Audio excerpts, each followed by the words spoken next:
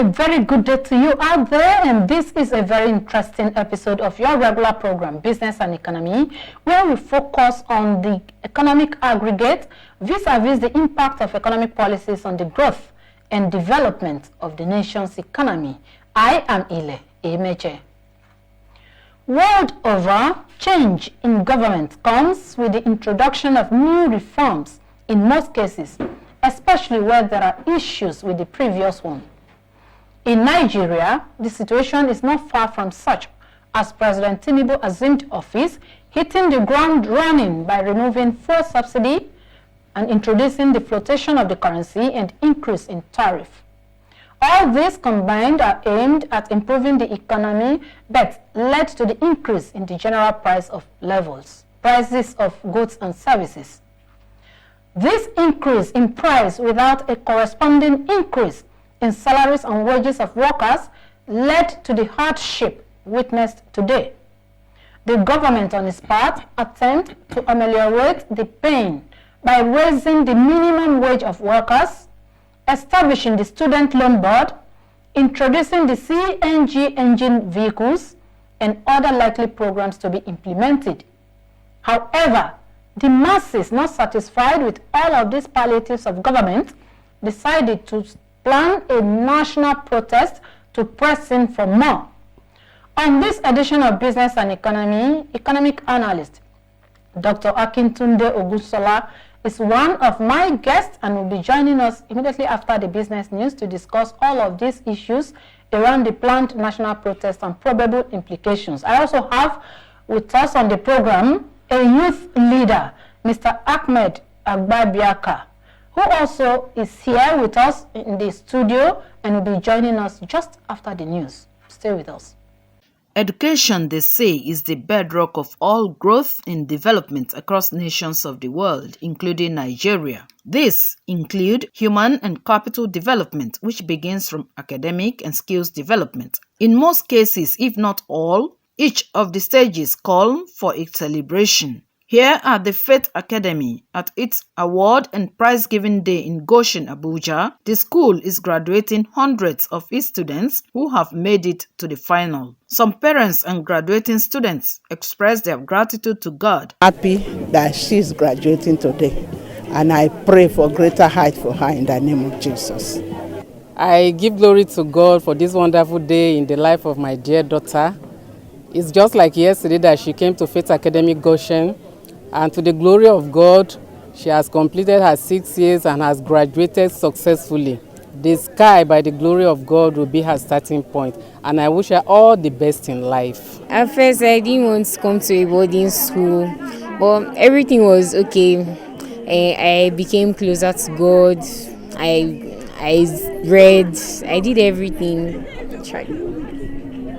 I really don't like a lot of friends, but I had my own close friends, my circle, yes, and they were very impactful in my life.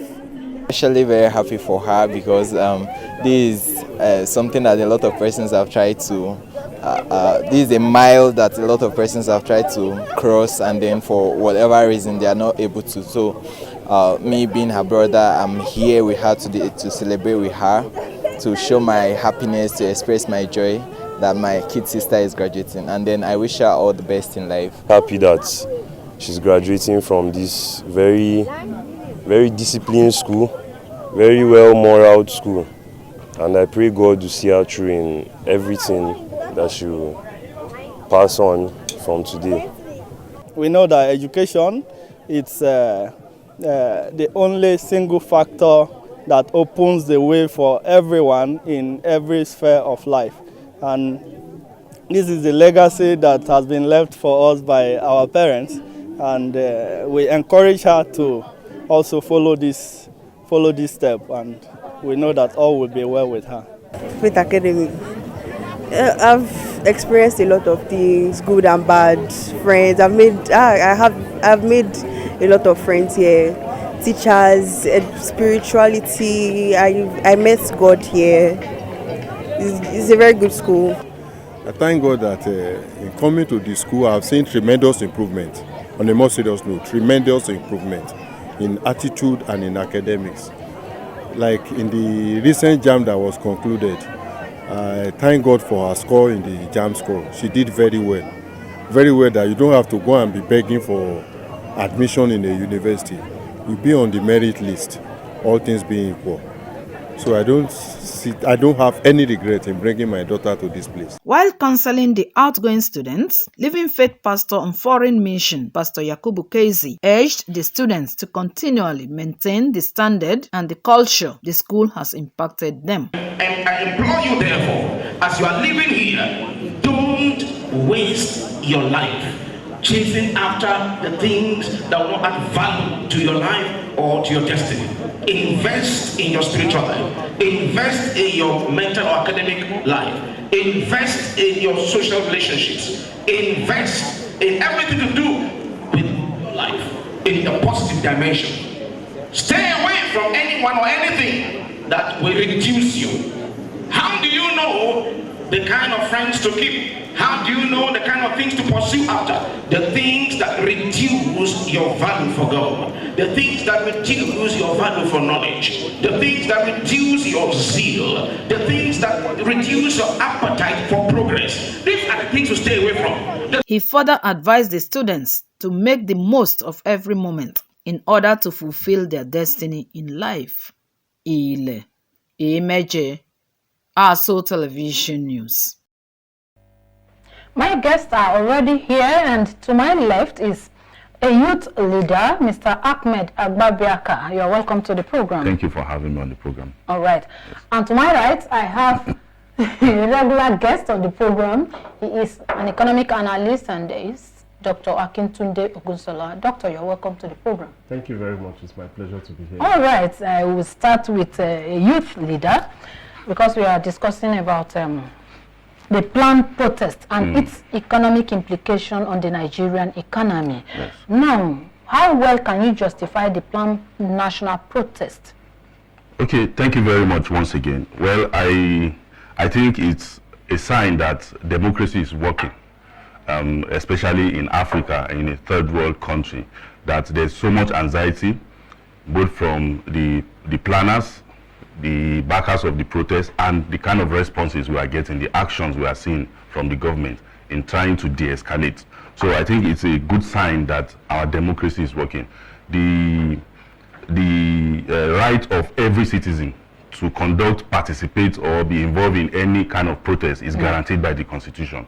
So, and I think it's the duty of every responsible government, to see into how possible protests will go on, and ensure also that such protests are not hijacked. And if there are informations or if there are privileged information in the security architecture of the country that things are going to go wrong or something, the government also have the right to act preemptively and ensure that things are done properly. So in doing so, the government also have the right, they also retain the right to also explain their side of the story when it comes to protest, because protest is a result of the agitation of the people.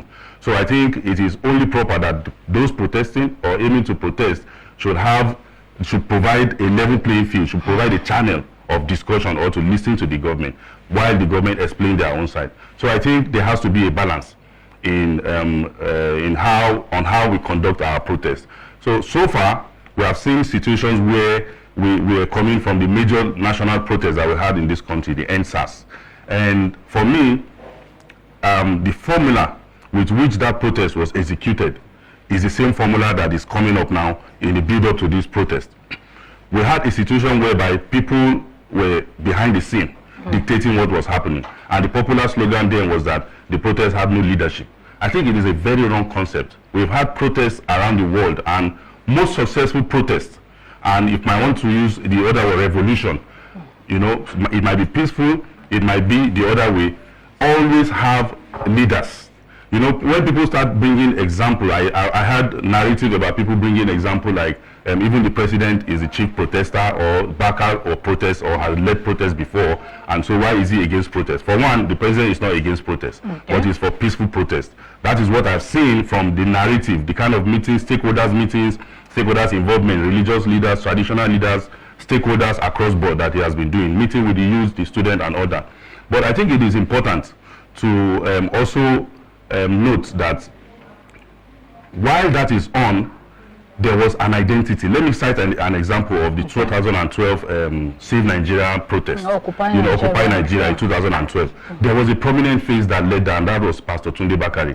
Don't forget that Pastor Tunde Bakari, at that point, just lost an election just a year as a running mate to then President Muhammadu Buhari and under the CPC in 2011.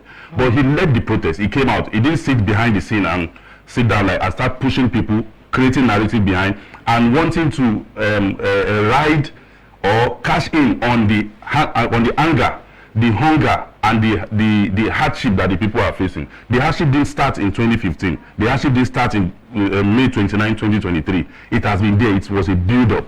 So this government has stayed for a year. The government signed in for a 4-year tenure in the first instance.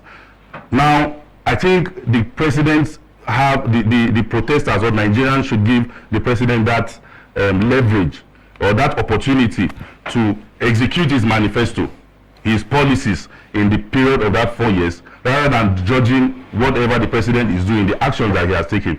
There is a lot that has happened that has crept into in terms of corruption, that has crept into the growth and the kind of the level at which this country should have been. But you see, we just have to manage with what we have.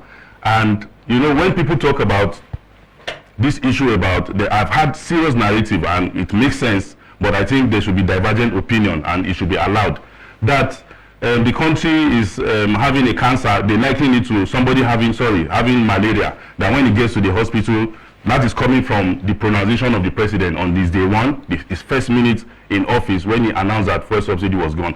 Many analysts have said that it was a wrong decision. He should have done that. But I would not want to liken it to a patient getting to the hospital that he needed stabilization first before major operation is carried out. It is not malaria that it was affecting Nigeria. I think I would liken it to a cancer. Perhaps there is a cancerous tumor. And for a long time, because we have been borrowing, the government at that time, before 2023, was borrowing 400 billion naira to subsidize petrol alone. And the money was borrowed, not that it was in a safe in Nigeria that we're using. So they are borrowing to subsidize fuel every month at the rate of 400 billion naira. Now the implication of the president saying subsidy is gone is to stop that. So a cancerous situation, when a patient is rushed to the hospital that has been taking drug, and the doctor has already predicted that the patient has limited time to live, perhaps a year or 2 years.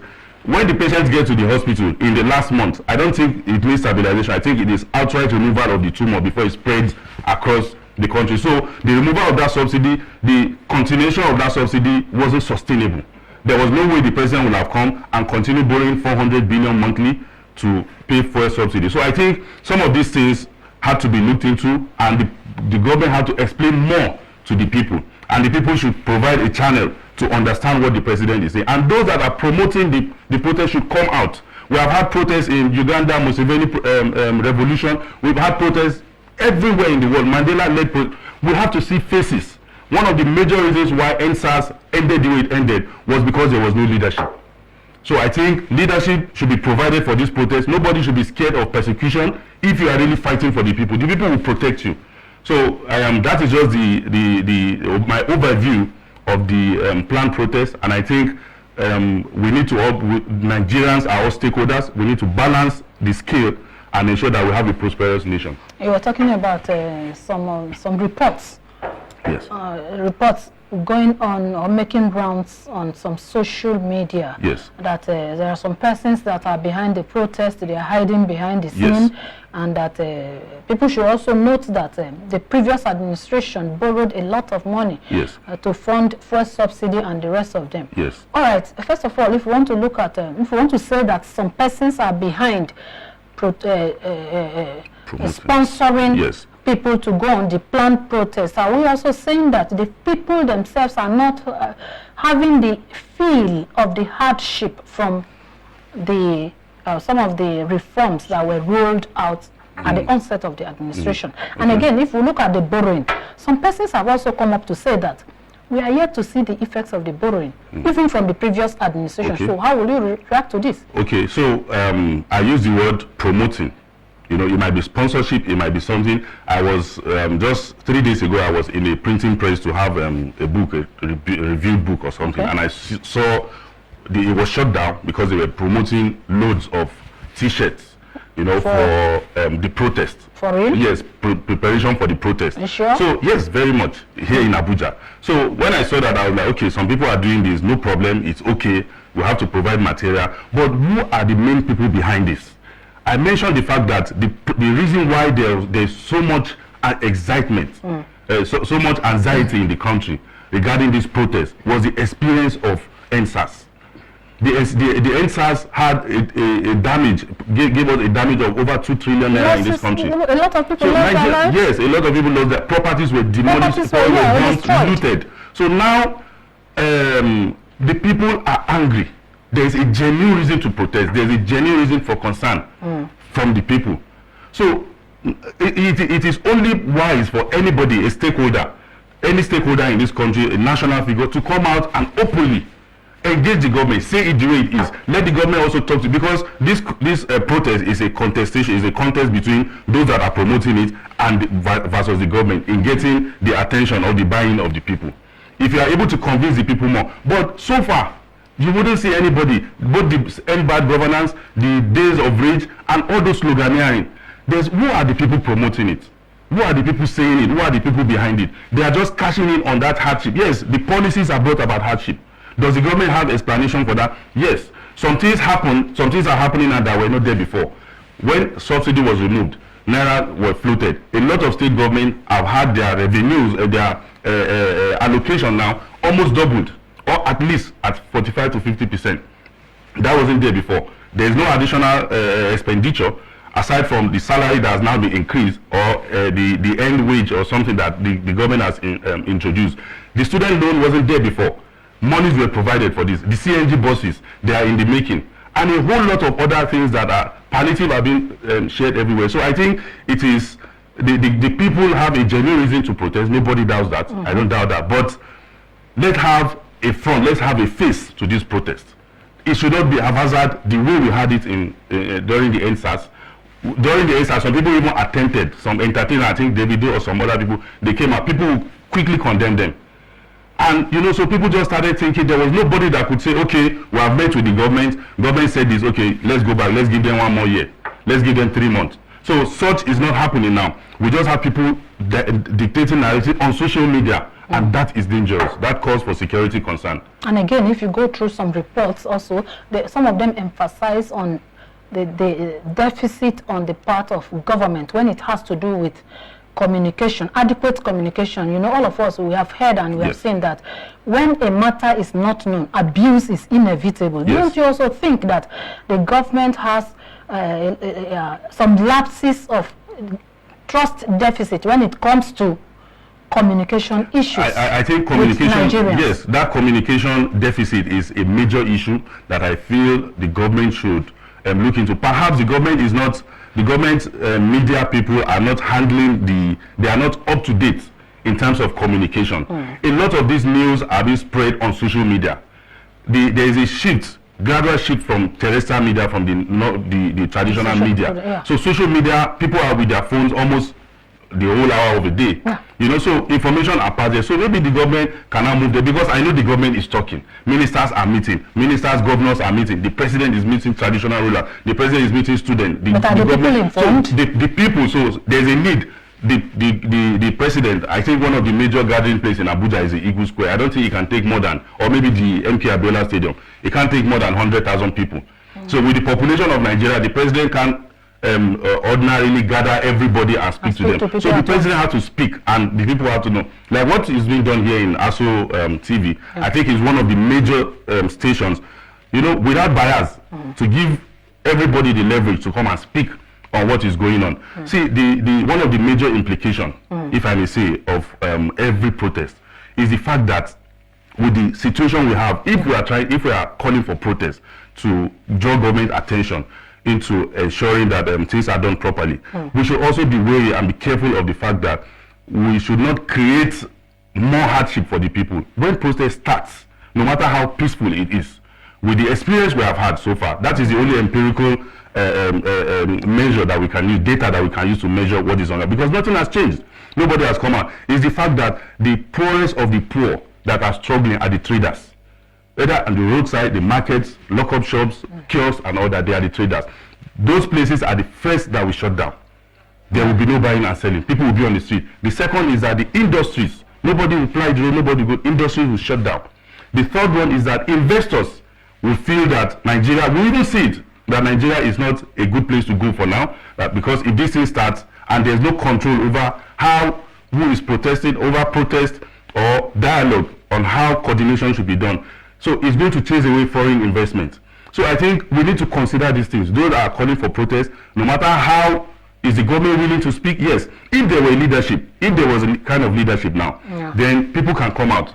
We've had former Governor Kwankwaso, came out and say he doesn't. We have former Vice President Atiku Abubakar. He said people should protest. His governor who happens to be his protege, Adamawa, just yesterday in Nasarawa said people should not protest. There are divergent views. Yeah. Former Governor Peter Obi, presidential candidate of Labour Party, was at with Governor Alex Oti yesterday at his place on a visit. Two of them were addressing the media at the same time, and they were saying things different. Okay. Peter Obi said people should go on to protest. The governor said no, they belong to the same party. They just finished speaking and they were addressing the media. So there are divergent views. Yeah. These are leaders of note in the country. So the protest march and all that, the protest has even been divided into seasons. There's season 1, end bad governor. There's season 2, days of rage that they claim will start on the 5th of. So I think because there is no coordination, every protest should have coordination. So there can be an exit plan. All right. Yes. Doctor, you're an economic analyst and there are divergent opinions here. To protest or not to protest? Do you have anything otherwise? All right, thank you very much. Protest is constitutional, it's democratic, it's lawful, and it's the rights of the citizens. There's nothing bad or dangerous about protests, except for the way we are handling the issue.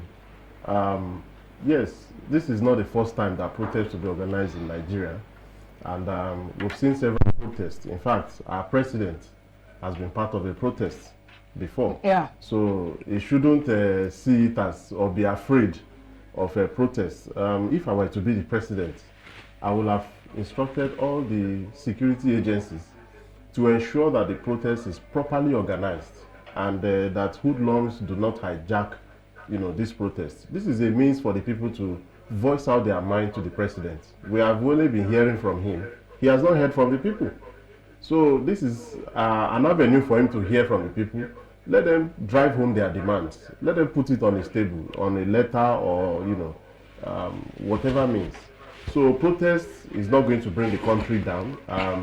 Work can be going on and protest is also going on if it's properly organized. So there's nothing, scary about protest. Let the protest, ride on.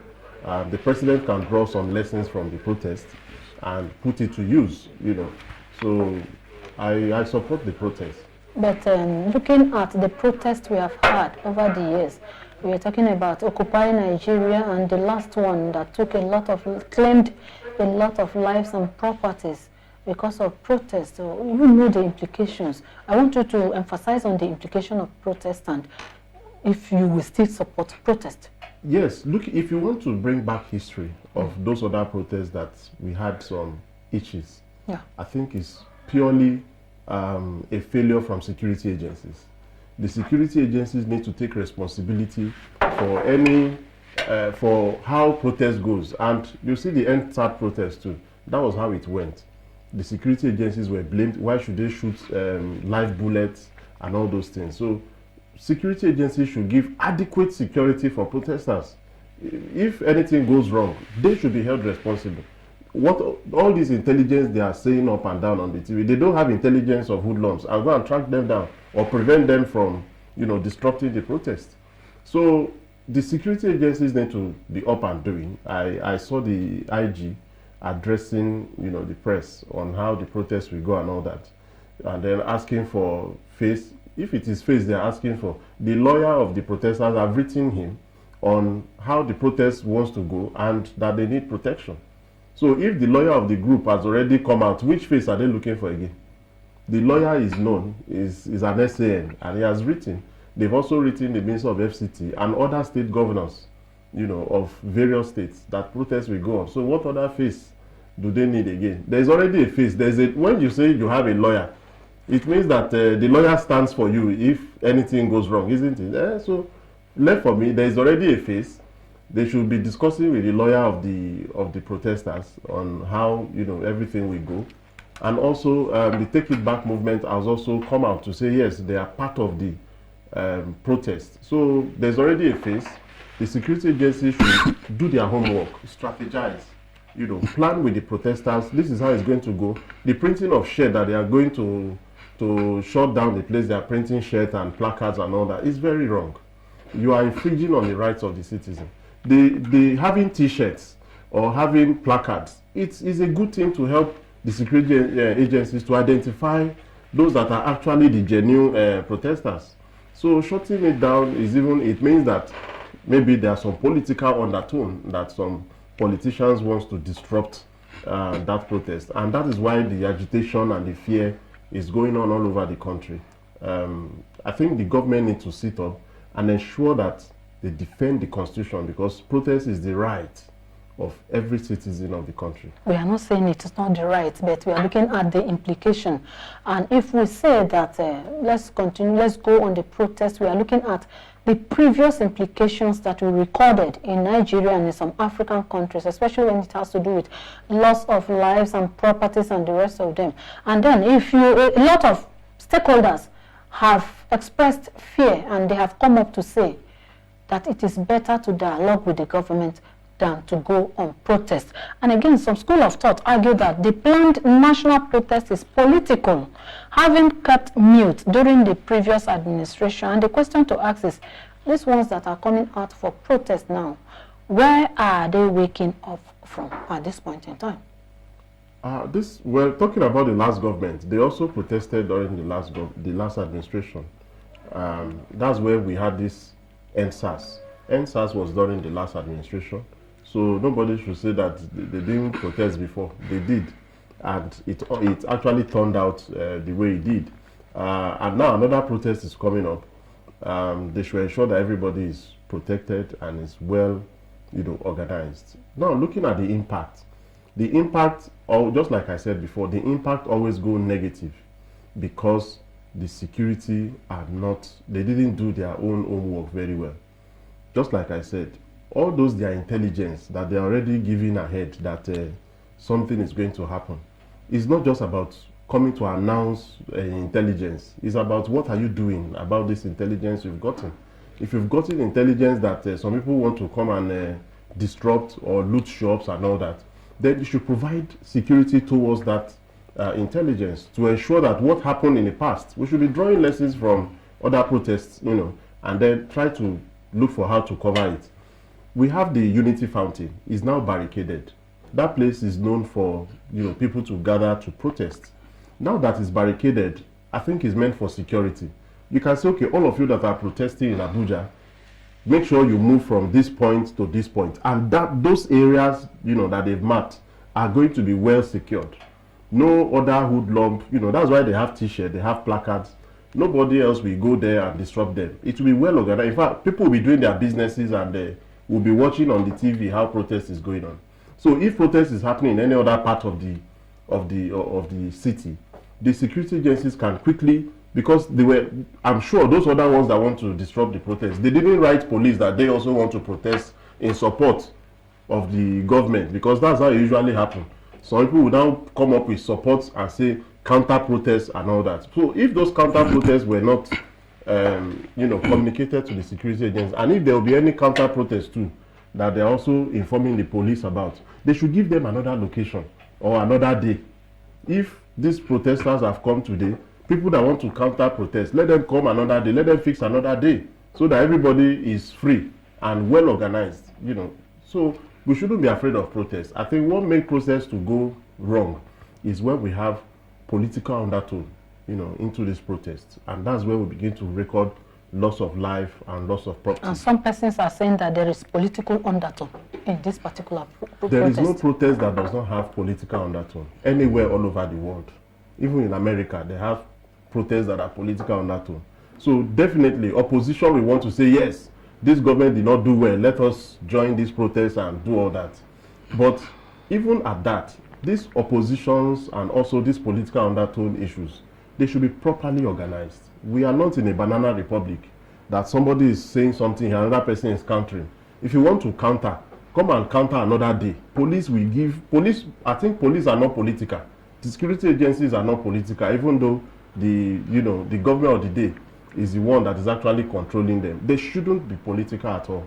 They should protect every citizen. That's what the Constitution says. So if oppositions want to protest, it is still left on the government to provide adequate security for the opposition. They are not just government of APC, they are government of Nigeria. Everybody, whether PDP or APC, President Tinubu is our president. So it's not about politics here. And if there's any political undertone, the president, who is the head of the ruling party, should try to stem, other agitations and say, okay, my supporters, those of you that are saying I'm doing well, just relax. Don't join them. Don't do this. Don't do that. And then we'll see things, moving, properly. But if they want to do otherwise, that's when we begin to record all those negative incidents. All right, Mr. Ahmed. Yes, ma'am. Some analysts or economists believe that a few individuals who are privileged to have been in power have cornered about 80% of the nation's resources. They are talking about corruption and looters of government treasury here. And that this humongous corruption must be brought to an end and the looters prosecuted. How feasible do you think this can be with the president? Well, okay, so the country so far has, dipped into systemic corruption in a manner that it will take a president who wants to confront such frontally, the way people have been saying, it will take him up till the end of his tenure, and he might not be able to find a solution. So, because it is systemic. So, I think there are some few things that have been going on. Like, okay, 20% of the people cornered 80%, or 10% of the people cornered 90% of the resources that belongs to the people, while the remaining 90% are left with just meager 10% and, to share. So, but I think there are some socialist, there are some people-oriented ideas or policies that the government is executing. I went through the programs of the Ministry of Trade, Industry, Trade and Investment. Yes, and I saw some of the programs that have been done just for that ministry alone. It's not humanitarian ministry. No. The Presidential Conditional Grant Transfer that guarantees that the poorest of the poor it's a grant, not a loan, get 50,000. There's also the MSME funds that ensure that people get up to about 1 million naira, to support their business, due to the inflation and the effect of those new policies, removal of subsidy and all that. So 1 million naira to help, to help cushion the effects or to start up a business. Then there's also the manufacturing. This has to do with infrastructure, manufacturing investment fund, manufacturing sector fund, that guarantees between 500 million to 1 billion. These are accessible. I think those formulas, those agenda are things that Nigerians, young people, or even the older ones can look into, and now pick these policies, start scoring the government on that. This is just 1 year. As at March this year, they've exhausted the grant, the Presidential Conditional Grant Fund. They've exhausted that. So who are those that collected that money? They should ask the government, give us the data. Who are those who collected? That is the question. Sorry to cut you off, but that is the question I'll ask you at this point, because a lot of people have complained in the past and in the present that the governments will come up with robust policies that ought to impact positively on the lives of Nigerians. But again, they have complained that these policies or the disbursements of these funds or this initiative, most of the time, if not all the time, they are always hijacked by the powers that be. the politicians themselves or Yes. those that are in political positions. Yes. So the question is, who are the people that benefited from this? Thank How you. can we access all of this initiative? Okay, thank you very much for that. Just yesterday, I was seeing clips from, I think, Katsina and some other states where people were sharing, they were rebagging rice that were deployed to states through the state government to go and resell. That is pure wickedness. People will now say, who got those rice?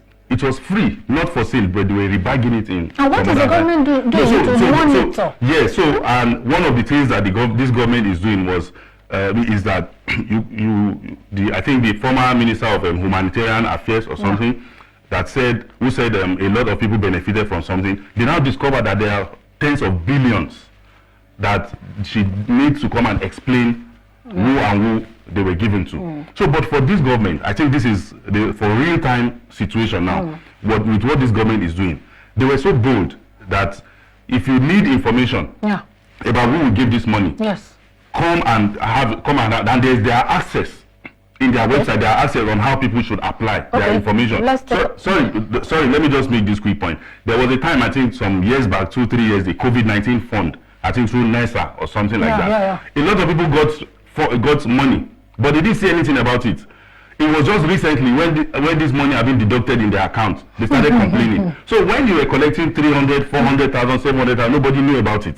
Now the government is now withdrawing, taking part of the money from your account. That is when we even so you too you collected, so I think to forestall that kind of situation, government needs to come out and explain more to people. Then the people should also have access, should also commit to assessing and scoring the government. It's just 1 year. So but I'm concerned with this. I'm concerned about this because if you check the demands in the bad governance proposal, you know what they are demanding from the government. A lot of them don't even have anything to do with the economy or how the people's lives will be better. It is 80% political. So I think the priority is that the people should know, because this, like I said, is the contest for the soul and the interest of the people. So I think it's just 1 year. The people should set an agenda.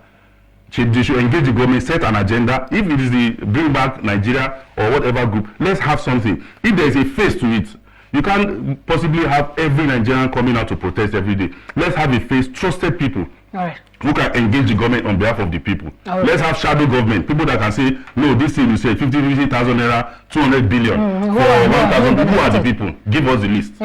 So I think that is what the people should be doing, and the government should be ready to respond. All right, Doctor, one of the complaints of the protesters, or of the one protest, is the announcement by the president on assumption in office, when he said, from today, fuel subsidy is gone, without a substantive arrangement to back up this, especially as it has to do with increase in salaries. If you were the president, would you have done anything otherwise?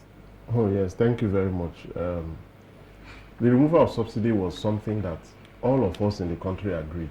Remember during the campaigns, all the opposition, including, in fact, all the presidential candidates said they will remove subsidy. That is not sustainable. We all agreed. Removal of subsidy is not a problem. Nigerians were ready to actually bear the pains. That, okay, if we have to reset the country, we have to remove subsidy and bear the pain for some time. You know, I think where the government, you know, made the mistake, or where they are getting it wrong, is the area of 1 year in office after subsidy removal. Why are we not yet refining, you know, our product in the country? Because if we are removing subsidy for 1 year, we should have a plan that, okay, we are importing, you know, these petroleum products, diesel, petrol, and others, you know, jet A1, you know, fuel. So there should be a plan, and I think there was a plan. They were saying Port Harcourt refinery is coming on, Dangote refinery is coming on. 1 year after, it's still about postponing. So that is where the problem is. It's not about the removal of the subsidy.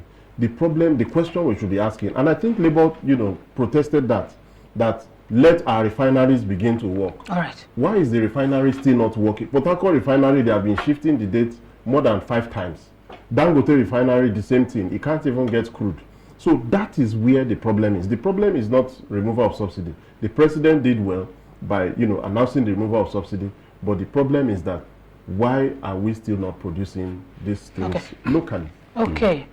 Time is not on our part today. So, Mr. Ahmed. Yes.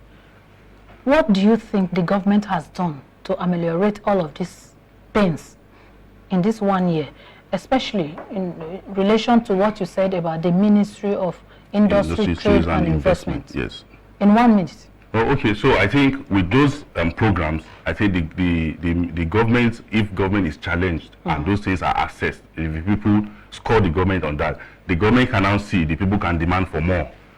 Certain agenda can demand for more of such, or break it down, or tweak it in a certain way that it will help. We're also very concerned, like the issue of the salary. The people, the impact is coming with this increment, at least increment in salary, to the satisfaction of the labor unions. So I think it's also very okay that the government is doing this. And he mentioned something serious about refining our crude. I was a student union leader in Lagos. I was student union president, and most of the protests that we joined the organized labor, to partake in. One of the things I used to hear then, one very regular slogan or slogan, they should fix our refinery. If refinery, so in my head, growing up, I just felt fixing a refinery in Nigeria, whether local, whether modular, whether that can refine to our consumption level, that everything is settled. Unfortunately, we saw Dangote refinery. There's a refinery on ground. Then there's this thing that started coming up.